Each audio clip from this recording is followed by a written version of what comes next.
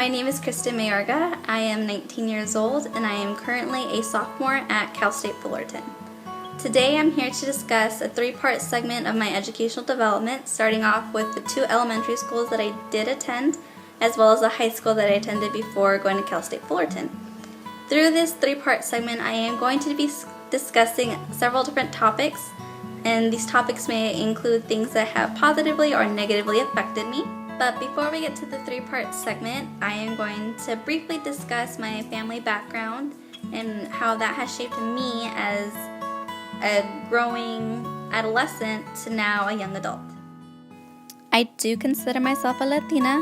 I am Guatemalan Mexican American. My father's side does come from Guatemala. They come from a port city called Puerto Barrios. This port city is mainly considered a low-income to working-class type of community. Due to the economic struggles that my grandparents faced at the time, they decided to leave Guatemala and to venture to the United States because, like most immigrants, they believed that the United States was the land of opportunities that they were not given in Guatemala. As for my mother's side, my grandmother was actually born here in California, while my grandfather was actually born in Mexico.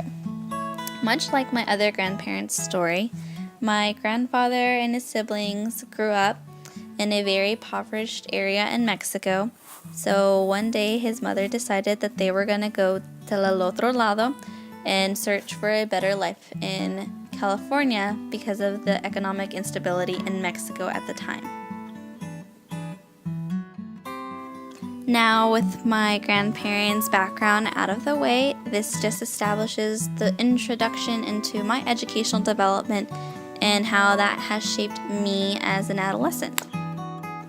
Growing up, I was raised Catholic, and that's why the first elementary school that I did attend was St. Joseph, located in La Puente, California. This is the exact same elementary school that all of my mother's side of the family had attended as well. The first literary work that I'm going to address is Globalization, Culture, and Education in the New Millennium by Suarez Orozco. I found this piece very connected with my first elementary school for several reasons. Suarez Orozco does acknowledge the social mirror as well as identity formation. And looking back now in retrospect, I see how much these two factors played a very important influence in how I view myself today. Although this article is mainly directed towards immigrants and especially immigrant children, I found that it was very connected to my life as well. While going to St. Joseph in La Puente is considered a working class type of community. It does have a large Latino-based population as well. So to me, it wasn't strange that I was going to school with a lot of other Latino kids, especially people of Mexican American descent. The idea of the social mirror is very intriguing to me, not only because it suggests that a child's sense of self is shaped by the reflections mirrored back to them by significant others, such as the dominant culture, but that it was very applicable in my life, especially growing up and attending St. Joseph School. This idea of the social mirror is very important to me because it did establish a lot of how I viewed my educational development. Growing up, I knew the struggles that my family had faced, especially my grandparents immigrating to the United States and starting off with nothing and having to develop as working class people to provide for their families. So always seeing that Latinos were viewed in such a negative limelight made me want to better myself and make sure that I could prove to my family that I would be someone one day. So now, by looking in retrospect, I now can identify myself as having a sort of transcultural identity, where I found that my success through education was a way to pay back my parents for their sacrifices financially and with their time, because as we know Catholic schools are expensive compared to public schools, which are free. So my parents had to sacrifice a lot in order to put me through educational system that they thought was best for me at the time. Due to changing parental custody, I was taken out of St. Joseph Catholic Elementary School and placed in a new elementary school named St. Francis of Assisi Catholic School. This is the second elementary school that I did attend, which is quite contrary to the first elementary school that I attended. St. Francis is located in Yorba Linda, California. Yorba Linda is definitely considered a middle-class type of community. It is not as Hispanic based. There is more of a white population there than I was exposed to in La Puente. So as you might have guessed, I was in a bit of a culture shock at the time. Although I was in culture shock, I found it very easy to adapt and incorporate into this new type of community because of the color of my skin. So this brings into the second article that I found very connected with this type of school, which was called White Privilege Unpacking the Invisible Backpack by Peggy McIntosh. Her idea of white privilege is very interesting to me because it wasn't until now, looking in retrospect, how much the color of my skin made a difference in my educational development. Now going to dominantly white school, I was able to see how the color of my skin gave me advantages that I didn't know existed until I was taken out of a Latino-based population and put in an all-white-based one. Being able to realize the white privilege that I did carry, I was able to further use it in the high school I attended, which was Mater Dei High School located in Santa Ana, California. Santa Ana is definitely a working class community, but the high school that I went to is definitely not. But it does have a mix of racially grouped people from all different types of religions as well as ethnic backgrounds. The only thing that's different is that this high school is a very wealthy-based high school compared to the other ones in the area. One article that I found very connected with my high school experience is called Dominant Minority Relations in America by John Myers.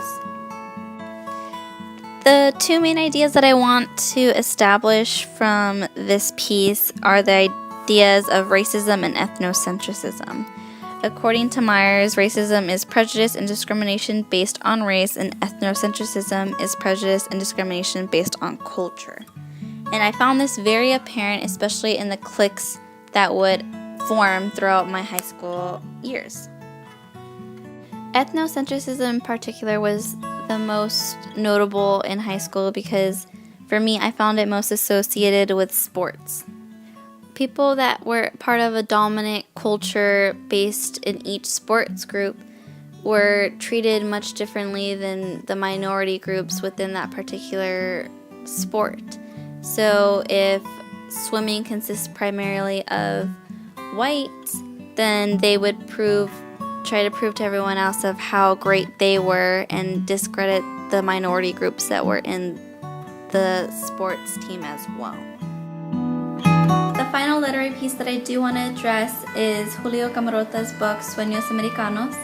This book I decided to address as the ending portion of my high school career's introduction to college because this book addresses the many educational issues that are associated with developing adolescents reaching to the college level. So the two chapters that I do want to discuss are chapters 5 and 6. Chapter 5 is dedicated to college exposure as well as community service. So fortunately through my high school, I was fortunate enough to have a mandate of 80 hours minimum for my graduation requirements. For me, that was not hard because I was a youth leader at my parish, so I helped assist confirmation classes, year 1 and year 2, as well as helping out with high school as well as junior high nights. So I was more of like a counselor and someone to talk to for kids whenever they needed personal or religious advice. Also, fortunately, through my high school, I was exposed to many colleges. We would have college fairs as well as a numerous amount of colleges come on campus to help discuss college exposure and what to do to get into the specific colleges.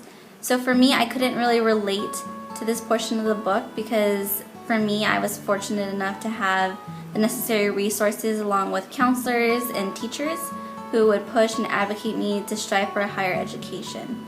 So this helps go into chapter 6 of Gaunorta's book, which is dedicated to basically discussing the apathy in El Pueblo, especially in the schools. And for me, I couldn't relate to this as well because I was fortunate and blessed enough to have teachers who would care about my education. I mean, there are always exceptions.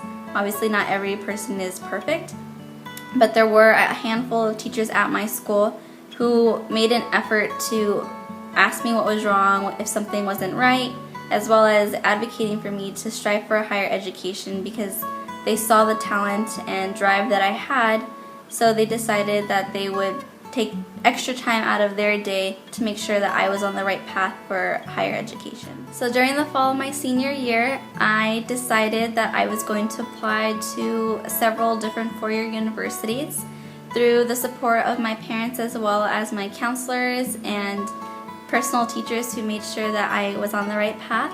I finally decided to accept my enrollment to Cal State Fullerton in February, where I received my letter. So I am very fortunate enough to be able to attend a four-year university through the many struggles that my parents have gone through as well as my grandparents. So I do believe that education for me has been a result of many different factors of my life, going from the background of my grandparents to how much they struggled to not receiving a college education and having to grow up in a working class type of society, and as well as my parents who sacrificed a lot time and financially to put me through these private schools because they are expensive. So I decided at a very young age that I was going to always achieve the highest grades that I could. So fortunately through my senior year I was able to graduate with honors, and to just thank my parents immensely for all the struggles they went through because without them I wouldn't be who I am today.